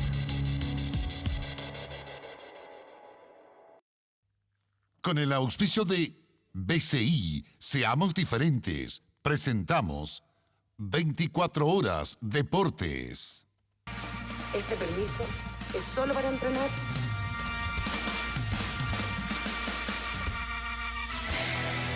Luz verde para el regreso a los entrenamientos. Hoy el gobierno autorizó a los deportistas de alto rendimiento para que puedan retomar sus prácticas. Una medida que comienza a regir este miércoles a partir de las 22 horas para el deporte convencional, paralímpico y el fútbol profesional chileno. Respecto a este último grupo, aún no hay fecha para el regreso del campeonato. ¿Tienes detalles para ver y escuchar en la siguiente nota? Se aprueba el permiso único colectivo para deportistas de alto rendimiento y para el fútbol profesional. Tras casi 4 meses de pausa, el deporte profesional en Chile comienza la operación retorno. 884 personas del alto rendimiento y el mundo fútbol se verán beneficiadas. Las reuniones entre gobierno, ANFP, coach y comisiones médicas dieron fruto. Este permiso único especial va a beneficiar a 250 deportistas. Entre ellos los clasificados y con posibilidades de ir a Juegos Olímpicos y Paralímpicos, además de quienes se preparen para mundiales, panamericanos y sudamericanos. Y así en un futuro poder enfrentarnos a nuestros pares y nuestros rivales de otras partes del mundo que ya retomaron la actividad de una manera más justa e igualitaria. Este permiso único especial es solo para aquellos clubes que se encuentran en situación de cuarentena. 540 personas de este ámbito podrán volver a la actividad. Colo-Colo, la U Católica, Barnechea, el Morning, entre otros. También hubo mención especial al caso que vive el Cacique con su plantel. Pero si nosotros esperamos que estos clubes con sus jugadores puedan resolver este conflicto laboral. Y ello ya comenzó. Blanco y Negro inició este lunes los trámites para sacar del fondo de cesantía al equipo, que este jueves debería realizarse test de PCR, los mismos que hoy se practicó el cuerpo técnico Albo. Un tema recalcado por la autoridad es la función exclusiva de este nuevo documento. Solo para desplazarse hacia su lugar de entrenamiento. Este permiso es solo para entrenar. Sean responsables en ocupar este permiso. ¿Y qué dicen los especialistas de la medida informada este lunes? Lo ideal sería, como lo están haciendo en Europa, con concentraciones de por lo menos 14 días a los grupos, a los equipos, con chequeo constante de sintomatología respiratoria, temperatura y exámenes como PCR en cada reinicio de las concentraciones y serología.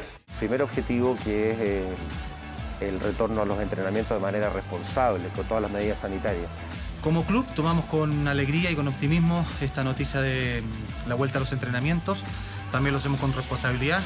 Una medida aplaudida por el mundo del deporte, quienes podrán retomar los entrenamientos. Para el regreso a la actividad de forma competitiva aún falta, pero el primer paso ya está dado.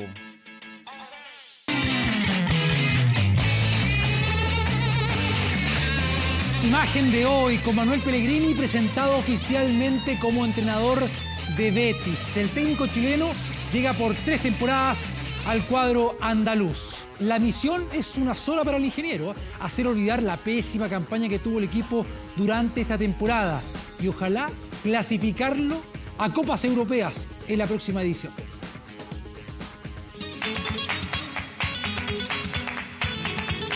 Andalucía, tierra histórica de España con tradición y cuya capital es Sevilla. A esa ciudad llega Manuel Pellegrini por las próximas 3 temporadas. Será el técnico de Betis.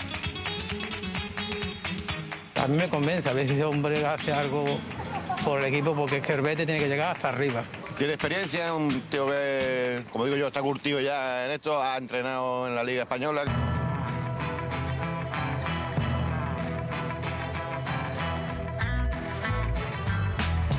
En el estadio Benito Villamarín fue presentado este lunes el ingeniero chileno, cuarto desafío en España para Pellegrini Ripamonti. Y siempre con una mentalidad ganadora, que es un equipo que tiene que estar peleando por instancias importantes, por instancias europeas, porque creo que como institución lo necesita y lo merece. Así que va a ser mi principal objetivo poder dar ese salto. Manuel, pues me gustaría que tienes el Betis a tu entera disposición. Confiamos plenamente en tu figura. Estamos seguros de que vamos a conseguir éxitos deportivos. Personalidad definida, un liderazgo a toda prueba, una gestión grupal que sobresale y todo el currículum futbolístico fueron los factores que avalaron la llegada de Pellegrini al cuadro bético. Son situaciones y motivos por los cuales creemos que Manuel es el entrenador adecuado para estar en nuestro club. No solamente mi intención era seguir ahora en Europa, sino que después de estos 3 años también continuar. Hay una edad cronológica y una edad que uno tiene las ganas de seguir y está físicamente entero. Un equipo con una hinchada exigente que viene de una pésima temporada, pero de igual manera es una escuadra que mueve masas. Betis es un equipo tremendamente popular, lo sabemos todos, con la gran asistencia de público que tiene no solamente los estadios, sino que cualquier ciudad de España. De contrataciones no quiso hablar a propósito de la posible llegada de Mauricio Isla. Bueno, discúlpame no hablar de nombres propios porque sería imposible en este momento. El ingeniero presentado ya toma las riendas de su nuevo proyecto. Planifica, traza las primeras líneas de este Betis que pretende hacer historia. En BCI nos conectamos para que actives tu billetera digital. Descarga la app de Google Pay, Garmin Pay o Fitbit Pay y paga con tu tarjeta de crédito BCI Visa desde tu celular o reloj. Alexis otra vez fue protagonista en el Inter de Milán. Se mandó un muy buen partido, dio 2 asistencias en la victoria de su equipo. Sánchez está de regreso, lo habíamos manifestado, ¿no? En el regreso del fútbol profesional luego de esta pandemia en Europa. que era importantísimo, por lo menos para él, terminar de buena manera esta temporada, aún con la incertidumbre si se queda en el Inter o tiene que regresar al Manchester United. Nota a continuación. Contra el Toro. Le queda Brozovic, Alexis. Conexiones sudamericanas de Alexis para Godín. También Lautaro Martínez. El nuevo pase-gol del Inter. 7ª asistencia en 16 partidos del Calcio. Maravilla, es fundamental. Muy buen partido de Alexis Sánchez, muy buen segundo tiempo. Buscó su gol. Pero el centro está Alexis. La tiene el joven Maravilla Sánchez. Y el arquero. Lo tiene Sánchez. Lo trabaron justo. Y tapó el arquero Gagliardini. Alexis que no. Pudo dar más asistencias. Marcelo Brozovic. Alexis Sánchez. Sigue Sánchez que bien filtró. Ahí está Candreva. Recibió cariños de los rivales. Y repartió lo suyo. Amonestado Alexis. La amonestación para Alexis. 90 minutos de juego, 59 toques al balón, 10 pases clave. Un segundo tiempo brillante de Maravilla en la remontada del Inter. Alexis siempre que es titular algo hace. O un gol o una asistencia, pero siempre se anota. 2 pases gol que confirman el momento de Alexis, de relegado a protagonista tras el parón. Qué enchufado está Alexis, ¡Alexis al arco! Es Alexis Sánchez que busca resurgir como un ave fénix. 2 goles, 7 asistencias. De a poco, el chileno demuestra su calidad. Precisamente con las imágenes de este partido, el compacto, ocasiones en este campeonato, 3-1 gana el Inter, que queda segundo con 68 puntos. La opción del empate del Granada, celebraba el Barcelona. Claro, aquí mira, en la línea salva Sergio Ramos. Ese partido con los 4 puntos de ventaja que tiene el Real Madrid, que el jueves recibe el Villarreal. Quedan 2 fechas. Si gana ese día jueves, sale campeón el equipo de Zinedine Zidane, independiente del resultado del Barcelona. Vamos a otro tema, un histórico cambio en el fútbol americano, la NFL. Washington dejará de usar su apodo de Pieles Rojas. Esto tras la presión social y de sus auspiciadores. Todo en el marco de las protestas contra el racismo y desigualdad en Estados Unidos. Mira. The Washington Redskins will have a new name. The team announcing this morning they are getting rid of both the name and the logo. Después de 87 temporadas, los Pieles Rojas de Washington cambiarán su nombre e insignia, un hecho histórico en la NFL que se enmarca en las acciones tras la muerte de George Floyd y el movimiento antirracial que sacudió a todos en Estados Unidos. El dueño de la franquicia, Sam Snyder, quien lleva años negándose al cambio, debió ceder ante la presión social, pero también de los auspiciadores, quienes amenazaron al empresario en dejar su apoyo económico al equipo. Is this just a statement to pacify the sponsors to bring them back on board? Una carta firmada por 87 inversionistas y accionistas, valorizada en $620 millones, le exigieron a los principales patrocinadores, FedEx, PepsiCo y Nike, dejar de hacer negocios con el equipo a menos que cambie su nombre. Además de la negativa de las principales marcas del retail de Estados Unidos a vender sus productos. I'm happy for the Native American community. I'm happy that this racial slur is being addressed and that name is going to be eradicated. Los nativos americanos ya habían expresado su malestar por la utilización despectiva del apodo y por años en cada partido de Washington hicieron visible su molestia y dolor.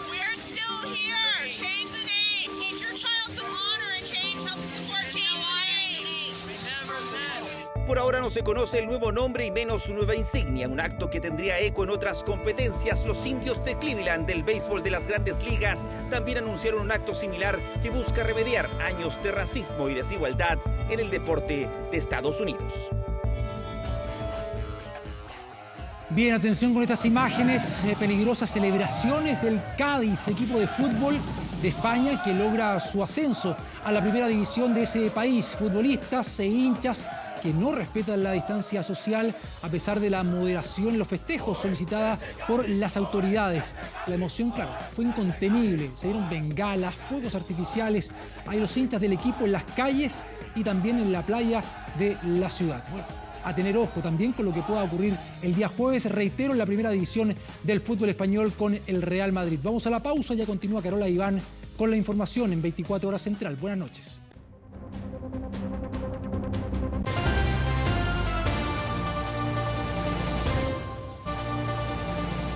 Más de 2.000 personas continúan aisladas en Lonquimay, en la región de la Araucanía, por las fuertes nevazones. Caída de nieve que complica las comunicaciones en algunos sectores, en donde se las deben ingeniar para poder tener algo de internet. Pero los más preocupados es que comienza a escasear el forraje para los animales.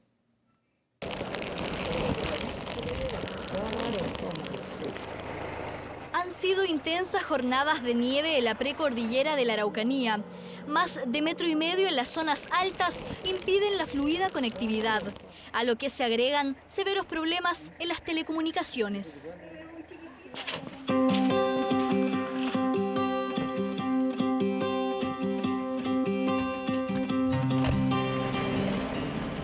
Tras recorrer más de 3 kilómetros en el sector Curacalco Alto de Cunco, Marcelo logra tener señal, la suficiente para compartirle internet a su notebook y asistir desde la precordillera a sus clases de medicina veterinaria en Santiago.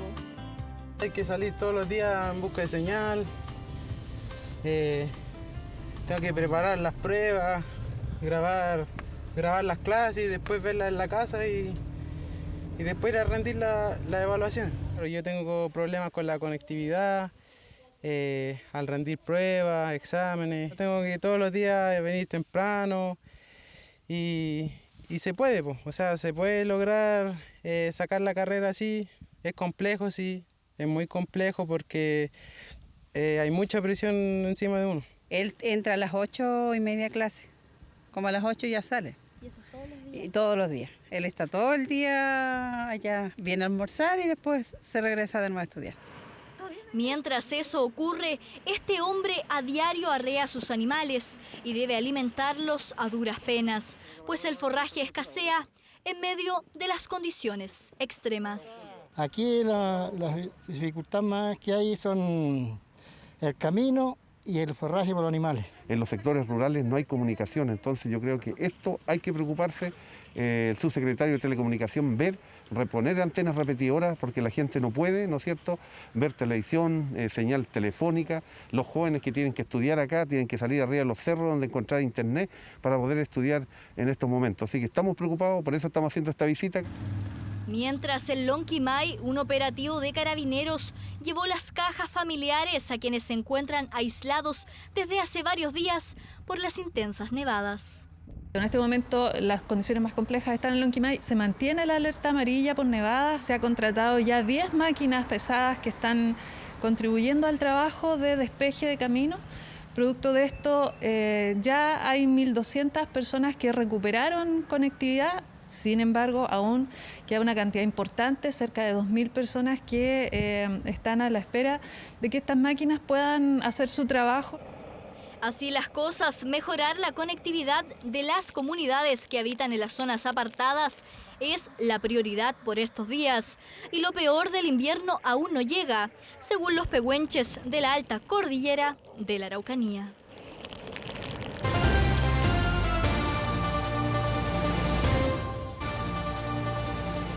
Ya estamos de regreso para contarle que los alumnos del Colegio Insular Robinson Crusoe de Juan Fernández retomaron sus clases. Bajo estrictas medidas sanitarias, los alumnos pudieron volver a las aulas de manera presencial, las cuales se encontraban suspendidas las clases desde marzo debido a la emergencia por el coronavirus. Los alumnos de enseñanza media fueron los primeros que pudieron asistir al colegio, mientras que los otros niveles, de forma gradual, van a regresar al establecimiento. Según el informe epidemiológico del MinSal, Juan Fernández es una de las comunas que no tiene casos de coronavirus. Con esto, Juan Fernández se suma a Rapa Nui y a Río Ibáñez en Aysén en volver a reabrir los colegios, mientras que el Ministerio de Educación se encuentra trabajando en un protocolo sanitario para cuando se permita el regreso a clases en todo el país. Un proceso que debería ser gradual y, por cierto, respetando todas las medidas sanitarias. Bueno, la policía confirmó esta tarde el hallazgo del cuerpo de la actriz de la serie Glee, Naya Rivera, en las aguas del lago donde desapareció el miércoles pasado en Los Ángeles, Estados Unidos. Las imágenes muestran la reacción del padre de la actriz, George Rivera, Una situación muy triste luego que se confirmara por parte de la policía la muerte de su hija en el lago Pir, ubicado a 90 kilómetros de Los Ángeles. El miércoles pasado, Naya Rivera llegó junto a su hijo de solo 4 años hasta este lugar y tras dejar estacionado su vehículo, ambos salieron en un bote de paseo a un sector recreacional a nadar. Más tarde, un navegante encontró la embarcación donde solo estaba el niño con su chaleco salvavidas puesto. De inmediato se activó un operativo de búsqueda que culminó este lunes con el hallazgo del cuerpo de la actriz. La policía dijo que el día de su desaparición, su hijo relató que ambos saltaron a nadar y que luego Naya lo ayudó a subirse al bote y que cuando miró hacia atrás ya no estaba. El sheriff del condado de Ventura detalló que el cuerpo estaba cerca de la superficie y que probablemente quedó atrapado en algún tronco o rama y que por efecto de las corrientes que removieron el fango quedó a la vista de los buzos. Un paciente de 30 años murió en el estado de Texas luego de que se contagiara en la llamada fiesta COVID. La directora del Hospital Metodista de San Antonio, Jane Appleby, mencionó que justo antes de que el paciente muriera, dijo que pensaba que el virus era un engaño, pero que comprobó que no lo era y cometió un error.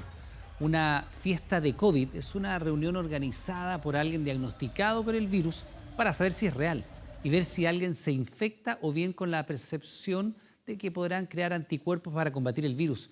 Algunas veces estas fiestas cuentan con un premio en dinero, incluso para quien sea el primero en testear positivo luego del festejo. Todo esto, naturalmente, con la errónea idea de que el virus solo afecta a personas mayores, cuando actualmente está comprobado que puede afectar a toda la población por igual.